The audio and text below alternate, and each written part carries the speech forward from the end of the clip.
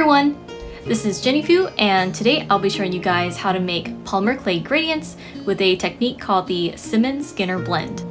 So what is the Simmons-Skinner blend? The Simmons-Skinner blend is an adaptation of the Skinner blend and was introduced by Carol Simmons in order to allow for more evenly blended gradients. Here's a typical setup for a regular Skinner blend, and when you run it through your pasta machine, you get something like this. In this blend, you see mostly the same color all the way up to about 2/3 in, where the blending finally occurs. Then here's the Simmons-Skinner blend variation. Notice how in the setup there is much less of the red and much more of the yellow. Here in the blend, you can see red up to about 1/3 in. Then here, you can already visibly see it transitioning from red to more red-orange as it slowly gradiates out to yellow-orange and then yellow. You can see much more of the blending effect in the Simmons-Skinner blend. Why use the Simmons-Skinner blend? The resulting gradient from the Simmons method is typically what people desire in a project because it's not as lopsided with one color dominating most of the gradient as seen in the regular Skinner blend. When looking at the regular Skinner blend, the reason why some colors may dominate, such as red or black, is because not all colors of clay have the same level of strength. Often, the more saturated, intense, dark, and higher in quality of the clay itself, the more pigment it will have. In the Simmons-Skinner blend, the triangle changes into a sort of curved graph shape that tapers off. This allows you to have more control over the blending by taming more dominating colors through ratio control across the sheet. For instance here, you could thin out the red more if you wanted the yellow to be stronger. With clay, understanding how much of each color requires some experience and trial and error. The stronger color will dominate, so you want to use less of it if you want more even gradient blends. However, in some applications, you may want to use the regular Skinner blend method if you do want more of one color before it gradiates out. Another pro for the Skinner blend is that it's also quicker to make with only needing straight cuts instead of curved cuts. How to set up the Simmons-Skinner blend. For this example, I'm doing a 2-color gradient with red and yellow. Because red is a more saturated, intense color, you want less of it and more of the yellow. I'm starting off with a rectangle that should represent how much total clay that will be used for the gradient. Then I cut out a skinny triangle with a steep curve from corner to corner, which will make up the red piece of the Simmons-Skinner blend. The other side will be yellow. There are many ways to do this. However, I like to take my yellow sheet of clay and spray some water on it, which will prevent the clay from sticking. I set the other piece of the cutout I made earlier onto the yellow clay and cut out a matching shape. Next, I lift up the red sheet from the yellow sheet. I wipe the water off since I don't want that mixed into my clay. And lastly, I attach the 2 clay pieces together to form my Simmons-Skinner blend setup that is now ready to feed into my pasta machine. Feeding a Simmons-Skinner blend through a pasta machine. Clayers will all have some variation of how they feed their Skinner blends through a pasta machine. You can feed the Simmons-Skinner blend through your pasta machine the same exact way you would with a Skinner blend. What I'm just about to show you is just how I've been doing it lately to optimize for speed and efficiency. First, change the dial to setting 2 and run the Skinner blend setup through without folding. This will help the pieces combine and stick together better. Then I fold it in half and run it through.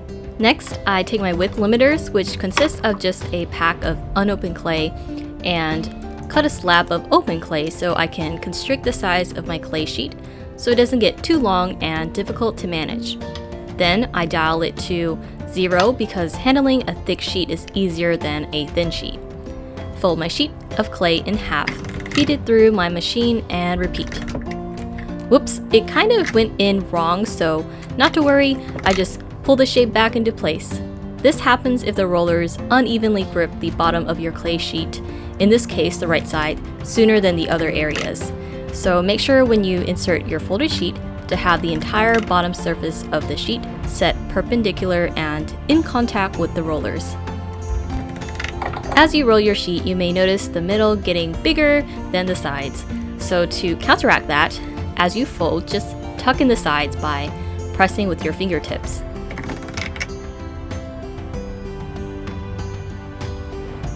Once you start to see the colors of the gradient more defined, keep an eye for folding it so that the colors from the bottom align with the colors at the top. For instance, I want to make sure yellow folds onto yellow, orange folds onto orange, and red folds onto red. It may not make a big difference here, but if you're working with 3 or more colors, it matters a lot more. This is more important than folding it into a perfect rectangular shape. I did some testing where I spent more time trying to fix the shape to be perfect throughout the process, but it really didn't make a difference. What matters is keeping the colors aligned properly. You want to keep doing the same thing until you start to see the blend getting closer and closer to how you want it. After the gradient is pretty close to finish, I pay more attention to the shape to adjust it so that it's more normal, so I can actually use it. It tends to have bumpy areas I'll reference as hills and valleys for those recesses, but they're relatively easy to fix. So the areas where there are valleys, hold on to the spot with your thumb and index. We're going to pull those valleys upward, and with your other hand, start pushing the bumps down as you're pulling up the valleys. This allows you to fix those 2 problems at once, and just do this for all the bumps and valleys you see. You can also gently pull to stretch any areas that recess a little too much. Next, I remove the width limiters because now it's more important to worry about the shape as opposed to it getting too long. So now I've got my finished Simmons Skinner blend. I'm just fixing those hills and valleys because I'll normally want a rectangular shape to work with. Usually what I do next with this sheet is fold it in half, feed it through my machine, and create some gradient canes, which I also call gradient loaves. Different Simmons Skinner blend variations. There are many different ways to make a Simmons Skinner blend, but here are just a few configurations that I've been digging lately. First, here's a 3-color lockup, with the black and red being so much darker they'll most likely dominate. And here is the result when it's all blended. Here's another 3-color lockup with the ratios adjusted so you have less of the black and red and much more of the yellow. And this is the blended result. The next setup is similar to the previous one but with another color added and the colors rearranged. Here's how you can do a 5-color setup, and this is the finished result. Notice how smoothly the colors blend into each other. And this is another variation of doing 4 colors. There's actually so many ways to cut these Skinner blends so that you can make one that suits your needs. That's it for today's video. I hope you all were able to learn something new. Please hit the like button if this was helpful, and let me know in the comments which one of these blends is your favorite.